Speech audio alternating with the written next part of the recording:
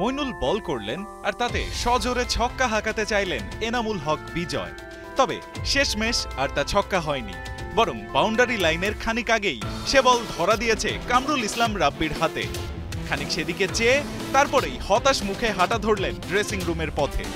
আশা জাগিয়েও তাই এনামুল আজ পারেননি তার ইনিংসকে বড় করতে। চলতি ন্যাশনাল ক্রিকেট লিগে ব্যাট হাতে সময়টা ভালো যাচ্ছে না বিজয়ের। আগের ম্যাচে রাজশাহীর বিপক্ষে খুলতেই পারেননি রানের খাতা, মেরেছেন ডাক।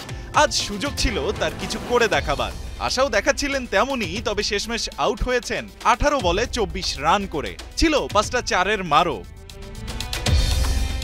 এবারের বিপিএলে ডিরেক্ট সাইনিং এর মাধ্যমে বিজয়কে দলে ভিড়িয়েছে দুর্বার রাজশাহী, তাই দলের এমন ভ্যালুয়েবল মেম্বারের বিপিএল এর আগে টি-20তে অফ ফর্ম নিশ্চয়ই খানিকটা দুশ্চিন্তায় ফেলবে এই ফ্র্যাঞ্চাইজিকে। বিজয়ের এমন ব্যাটিং এর দিনে বড় সংগ্রহ পায়নি তার দল খুলনাও। বরিশালের বিপক্ষে নির্ধারিত 20 ওভারে তারা স্কোরবোর্ডে কেবল তুলতে পেরেছে 130 রান। দলের পক্ষে সর্বোচ্চ 39 রান করেছেন অধিনায়ক নুরুল হাসান সোহান। খুলনা কি পারবে এই অল্প সংগ্রহেই বরিশালের লঞ্চ ডুবিয়ে দিতে? রায়ন আহমেদ, একাত্তর।